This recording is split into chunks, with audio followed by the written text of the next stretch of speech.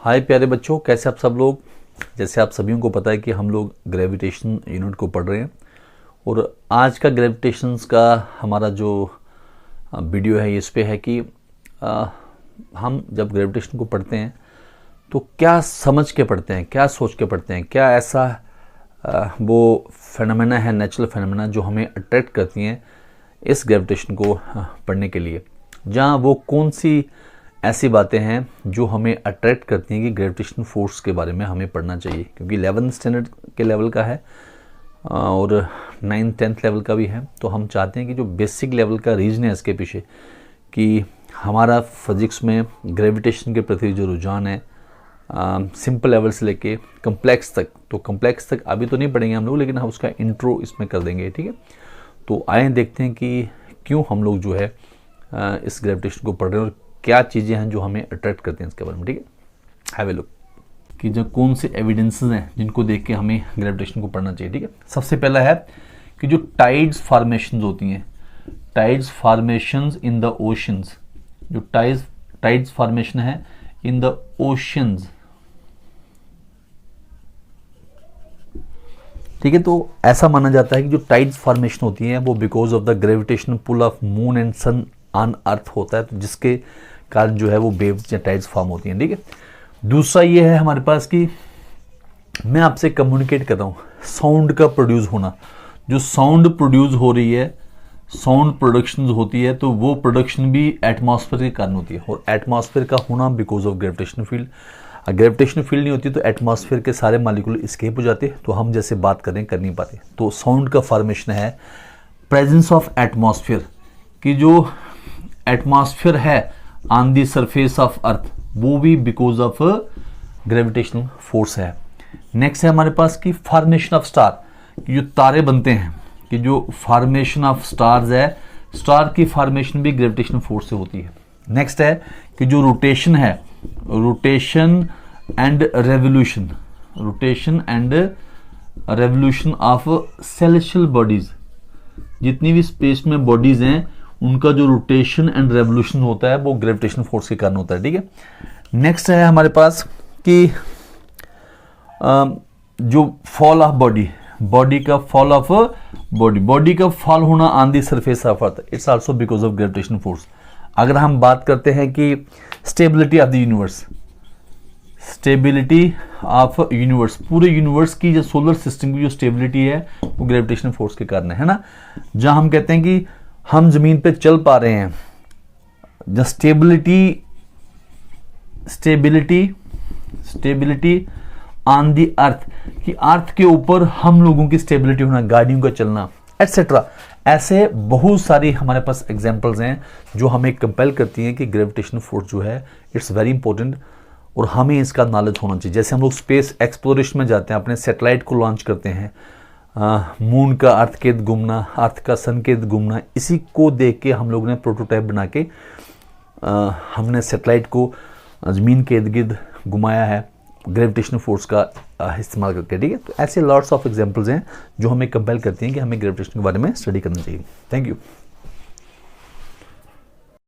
तो अभी आपने देखा कि बहुत सारे एविडेंसेस हैं जो हमें कंपेल करते हैं कि ग्रेविटेशनल फोर्स जो है वो हमें स्टडी करनी चाहिए, क्योंकि हमारे इर्द गिर्द जितनी भी घटनाएं हो रही हैं, अगर क्योंकि हम लोग पृथ्वी का साइज़ बहुत बड़ा है, क्योंकि हम इसके ऊपर बीइंग ए ह्यूमन बीइंग एक स्पॉट की तरह हैं और बहुत बड़ा साइज़ होने का हमें पता नहीं चलता कि ये स्फेरिकल है, जब बहुत सारी जो घटनाएं हैं वो कैसे हो पा रही है। लेकिन जब हम स्पेस में बाहर जाएँ तो वहाँ से हम लोगों को पता चलता है कि ये सारी घटनाएँ हो रही हैं। हमारे पास कुछ साइंटिस्ट हैं, जिन साइंटिस्टों को जो साइंटिस्ट हमारे पास बहुत सारे हैं जिन्होंने अपना डायरेक्टली या इनडायरेक्टली योगदान दिया है ग्रेविटेशन के ऊपर। उनमें से कुछ नाम मैं आपके साथ डिस्कस करने जा रहा हूँ। देखते हैं कि ये कौन कौन से नाम हैं और उसके बाद देखते हैं कि आज तक का जो नॉलेज है हमारा, जो बहस लगी हुई है कि Newtonian physics and Einstein physics वो क्या है, और उसके बाद क्वांटम ग्रेविटी क्या है, ठीक है। Have a look on the name of certain scientist, उसके बाद देखते हैं कि क्या है, ठीक है, योगदान है। क्योंकि आपकी अभी बडिंग स्टेज है, 11th 12th में या 9th क्लास में आप रहे होंगे, तो आपको बेसिक क्यूरियोसिटी रही होगी इन साइंटिस्टों के बारे में, आपने छोटी क्लासों से इनके बारे में ध्यान दिया होगा। तो ये हमारे पास कुछ साइंटिस्ट हैं जैसे हमारे पास नाम है ये आर्किमिड। आर्किमिड हमारे पास एक साइंटिस्ट हैं, बच्चे जानते हैं कि इन्होंने हमें फ्लोटेशन के बारे में थोड़ा बताया था, ठीक है। हमारे पास एरिस्टोटल। एरिस्टोटल एक पॉलीमैथ, वेल वर्स्ड और जिसको काफ़ी ज़्यादा नॉलेज है, फिलोसफर है, ये रहे हैं। इन्होंने हमें मास के हैवीनेस को बताया था कि यही कारण रहता है कि बॉडी इसकी तरफ अट्रैक्ट होती है, ठीक है। हमारे पास विट्रूवियस, हमारे पास एक विट्रूवियस साइंटिस्ट हैं। इन्होंने भी कहा था कि जो रिलेटिव डेंसिटी होती है वो ग्रेविटी के रिस्पॉन्सिबल में रहती है। हमारे पास है ब्रह्मगुप्ता। ब्रह्मगुप्ता इंडियन साइंटिस्ट हैं, 17वीं सेंचुरी के आसपास। इनका मानना था कि gravitation is a attractive force. हमारे पास जॉन पॉलीपोनस हमारे पास साइंटिस्ट हैं। इनका भी ग्रेविटेशन के प्रति कि हमारे पास एक इम्प्यूटस, थ्योरी ऑफ इम्प्यूटस क्या है, इन्होंने इस पर फोकस किया है। हमारे पास साइंटिस्ट का नाम आता है Jean Buridan and Albert of Saxony. ये दोनों साइंटिस्ट इस्लामिक स्कॉलर जैसे एबिसिना, उनसे काफ़ी प्रभावित थे, और ये एबिसिना जो हैं इनका भी काफ़ी कंट्रीब्यूशन है ग्रेविटेशन के प्रति, और इनको भी पॉलीमैथ कहते हैं। वेल वर्स, काफ़ी टॉपिक के बारे में इनको नॉलेज था। हमारे पास साइंटिस्ट हैं जैसे टाइको बरे। हम जानते हैं कि इन्होंने केपलर्स लॉज के बारे में स्टडी की थी।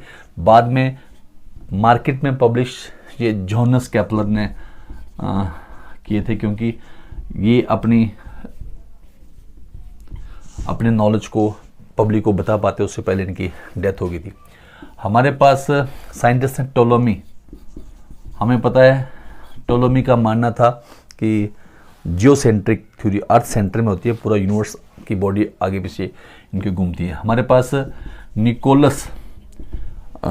निकोलस कॉपरनिकस रहे हैं, जिन्होंने हमें बताया था कि हेलियोसेंट्रिक थ्योरी के सेंटर में सन होता है और उसके इर्द गिर्द प्लैनेट्स घूमते हैं। और हमारे पास साइंटिस्ट है गलीलियो गलीली का मानना है कि इन्होंने हमें इसके बारे में बताया था कि डिफरेंट मास वाली बॉडी सेम एक्सेलरेशन के साथ जो है फॉल करती है। हमारे पास साइंटिस्ट हैं सर इसाक न्यूटन ने हमें ग्रेविटेशन लॉ दिया था कि कैसे दो मास बॉडी को अट्रैक्ट करते हैं। हमारे पास हैं सर एल्बर्ट आइंस्टीन ने हमें जनरल थ्योरी ऑफ रिलेटिविटी दी थी, जिनका मानना था कि मास जब स्पेस टाइम में आता है तो स्पेस टाइम कोऑर्डिनेट को कर्वेचर देता है। जब भी कोई बॉडी कर्वेचर में आती है तो उसकी तरफ अट्रैक्ट हो जाती है, ठीक है। और हमारे पास इंडियन साइंटिस्ट थे आर्यभट्टा। इनका भी कंट्रीब्यूशन काफ़ी है, हेलियोसेंट्रिक थ्योरी में भी इनका था, मैथमेटिक्स में काफ़ी कंट्रीब्यूशन था। ये जितने भी साइंटिस्ट हैं, और हमारे पास लगभग इनफाइनाइट मतलब लॉट नंबर ऑफ साइंटिस्ट हैं जिनका कंट्रीब्यूशन हमें आज तक की ग्रेविटेशनल फोर्स तक पहुंचाता है, ठीक है। तो आज तक की ग्रेविटेशनल फोर्स के लिए हम सभी इन साइंटिस्टों के आभारी हैं कह सकते हैं, क्योंकि आज का जो हमारा क्वांटम ग्रेविटी तक हम लोग पहुँचे हैं, वो चाहे वो पीटर हिग्स हों, उनकी जो हिग्स फील्ड और हिग्स बोसॉन थ्योरी हो, वहाँ तक हमें ले आए हैं। और भी बड़े से साइंटिस्ट थे, लेकिन इनका मेन है क्योंकि लिटरेट पीपल थे, फोकस था इनका साइंस के ऊपर, तो हमें इन्होंने आज तक के वेल एडवांस नॉलेज तक पहुंचाया। तो we are very thankful to this scientist. कभी हम इनके बारे में डिटेल में पढ़ेंगे वन बाय वन करके, ठीक है। Thank you.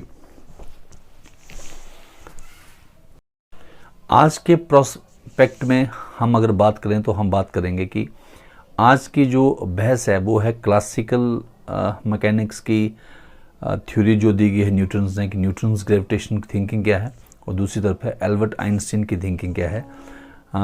एल्बर्ट आइंस्टीन क्या सोचते हैं कि ग्रेविटी का रीजन क्या है, और हमारे पास न्यूटन्स क्या सोचता है, दोनों की इक्वेशंस क्या है, उनके बारे में देखते हैं पहले हम लोग, ठीक है। इसाक न्यूटन का मानना है कि जो मास है वो रिस्पॉन्सिबल है ग्रेविटेशनल फोर्स के लिए, और एक मास जो है वो दूसरे मास को अट्रैक्ट करता है। मान लो ये मेरे पास एक मास वाली बॉडी है और दूसरी मास वाली बॉडी है, ये इसको अट्रैक्ट करेगी, ये उसको अट्रैक्ट करेगी बाय ग्रेविटेशनल फोर्स के साथ, और जो जिस फोर्स के साथ करेगी उस फोर्स का जो मैग्नीट्यूड है वो मैग्नीट्यूड मेरे पास किसके बराबर होगा, F is equal to G m1 m2 divide by R square. ठीक है, इस इक्वेशन से हम लोग डिटरमाइन कर पाते हैं कि अगर r इसका डिस्टेंस है, m1 m2 इनका मास है, तो दोनों के बीच का मैग्नीट्यूड ऑफ फोर्स इसके बराबर होगा। ये टर्म्स क्या है, आने वाले समय में हम पूरा डिस्कस करेंगे इसके बारे में। ठीक है, तो कहने का मतलब है सर इसाक न्यूटन का मानना है कि मास बॉडी दूसरी मास को अट्रैक्ट करती है और उसका मैग्नीट्यूड इसके बराबर है, और ये न्यूटन के थर्ड लॉ को भी फॉलो करते हैं, action reaction equal and opposite. जितना ये बॉडी उसको खींचती है उतने उस फोर्स से वो बॉडी खींचती है। और ये वाली काफ़ी हद तक इस लॉ को अप्लाई करके हम लोग फिजिक्स की या यूनिवर्स की इक्वेशन को सॉल्व करते हैं, और बड़े सारे जो सैटेलाइट को हम लॉन्च करते हैं इसको इफ़ेक्ट को मद्देनज़र रखते हुए करते हैं, क्योंकि ये सर इसाक न्यूटन ने दी थी मास के ऊपर वो है, और हैबली बॉडी जिनका मास है उन्हीं के ऊपर हम लोग इसको चला सकते हैं, क्योंकि स्मॉल मास के लिए इसका इफेक्ट नेग्लिजिबल सा रहता है, लेकिन इफेक्ट रहता है। अब हमारे पास एक नए साइंटिस्ट आए, सर इसाक न्यूटन, जीनियस हैं sir Albert Einstein. Sir Albert Einstein, और सर एल्बर्ट आइंस्टीन ने हमारे पास थ्योरी ऑफ रिलेटिविटी दी and general theory of relativity दी। इनका मानना था कि जब कोई मास वाली बॉडी स्पेस को ऑक्यूपाई करती है तो जो स्पेस टाइम को वो कर्वेचर कर लेती है, उस कर्वेचर के कारण कोई बॉडी उसमें फॉल करती है तो उसकी तरफ वो अट्रैक्ट हो जाती है। एग्जाम्पल के तौर पे मान लो हमारे पास ये कोई 2 डिमेंशनल शीट है, ये 2 डिमेंशनल शीट है मेरे पास। अगर इस 2 डिमेंशनल शीट में मैं किसी मैसी बॉडी को रख दूं, मान लो ये मैसी बॉडी मैं इसको रख दूं तो इस शीट को कर्व करके थोड़ा झुका देगी तो हमारे पास शीट ऐसी हो जाएगी 2 डिमेंशनली, और जो बॉडी इसके बीच में आएगी तो टूवर्ड उसमें अट्रैक्ट हो पाएगी, और इसे कहते हैं कर्वेचर ऑफ स्पेस टाइम। कि अगर ये मेरे पास स्पेस टाइम कोऑर्डिनेट है तो स्पेस टाइम को कर्वेचर्स करके बॉडी को अट्रैक्ट करती थी। और इन्होंने हमें एक equation the general theory of relativity की, अगर हम उसकी बात करें दोट्स वेरी कम्प्लेक्स इक्वेशन, तो ये हमारे पास ऐसे रहती है।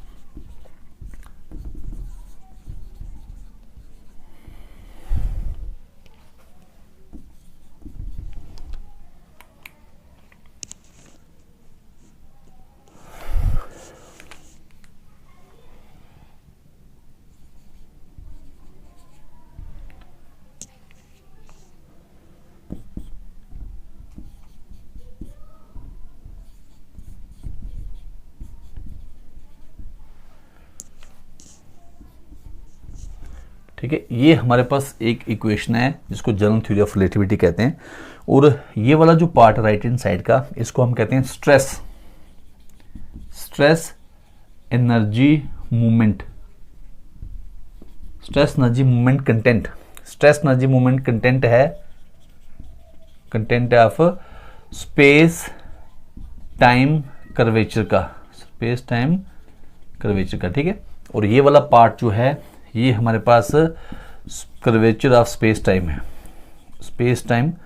ये कर्वेचर ऑफ स्पेस टाइम में। कहने का ये मतलब है कि स्ट्रेस एनर्जी मूवमेंट कैसे कंपेल करती है स्पेस टाइम को कि कर्वेचर हो जाए। ये कम्प्लेक्स इक्वेशन है, अभी हम इसको समझ नहीं पाएंगे क्योंकि बेसिकली ये एक इक्वेशन नहीं है, ये टेंसर फॉर्म में इक्वेशन है, और ये सेट ऑफ इक्वेशंस हैं जो इंटरप्रेट करता है कि how stress energy movement determines the curvature of space time, है ना। तो कि ये एनर्जी स्ट्रेस मोमेंटम कैसे डिटरमाइन करती है कि स्पेस टाइम जो कोऑर्डिनेट है वो कर्वेचर हो जाता है। बाद में हम इसको पढ़ेंगे। हमारे पास यहाँ जो सबस्क्रिप्ट है म्यू एंड न्यू, इनकी वैल्यू 0 1 2 3 होती है, 0 1 2 3 होती है, 0 for time and 1 2 3 for 3 axes. और ये बेसिकली इनकी बेस इक्वेशन सेम है। जब हम इनके सबस्क्रिप्ट की वैल्यू को चेंज करेंगे तो नंबर ऑफ इक्वेशन हमारे पास आएंगी। इन इक्वेशन का इस्तेमाल करके हम लेटर ऑन पढ़ेंगे ये इक्वेशन क्या है, जब हम लोग जनरल थ्योरी ऑफ रिलेटिविटी का स्टडी करेंगे ये इक्वेशन है क्या और कैसे स्पेस टाइम को कर्वेचर देती है। तो कहने का मतलब ये है कि हमारे पास सर इसाक न्यूटन का मानना था कि एक मास दूसरे मास को अट्रैक्ट करता है, और एल्बर्ट आइंस्टीन का मानना था कि मास कोई बॉडी जब स्पेस टाइम में आती है तो कर्वेचर हो जाता है, उस कर्वेचर जब बॉडी उस कर्वेचर में आती है तो जहाँ तो वो बॉडी उस पर फॉल कर जाती है जिसके कारण वो कर्वेचर हुआ हो, जहाँ बॉडी उसके रिवॉल्व करना स्टार्ट कर देती है, जहाँ उससे स्केप हो जाती है। वो डिफरेंट टेक्निक से आगे देखेंगे क्यों होता है, ऐसा होता है।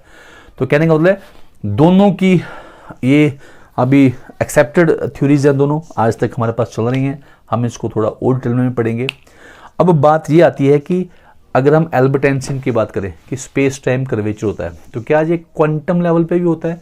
जब एक इलेक्ट्रॉन मूव करता है तो क्या स्पेस टाइम को कर्व दे सकता है? तो जहाँ पे थोड़ा डाउट रहता है, क्योंकि इलेक्ट्रॉन को न्यूक्लियस के इर्द गिर्द अगर हम पाएँ तो उसकी पाने की जो डेंसिटी है वहाँ अनसर्टेनिटी लॉ जो है फॉलो करता है। अगर हम उस पार्टिकल की लोकेशन देखें तो उसकी मोमेंटम नहीं एग्जैक्ट डिटरमाइन कर पाते, तो कितनी बार वो इतनी फास्ट में अपनी पोजीशन को चेंज कर रहा होता है, क्या वहाँ पे भी होता है? तो अगर ये general theory of relativity quantum level पे हो जाए तो हमारे पास हम कह सकते हैं यूनिफिकेशन हो जाएगी, और हम कह सकते हैं कि ऐसी थ्योरी जो हमें कंप्लीटली बता पाएगी कि जो थ्रू आउट यूनिवर्स सब में एप्लीकेबल हो। लेकिन ऐसा थोड़ा हमें कन्फ्यूज़न भी है इसमें थोड़ा सा। वो क्यों?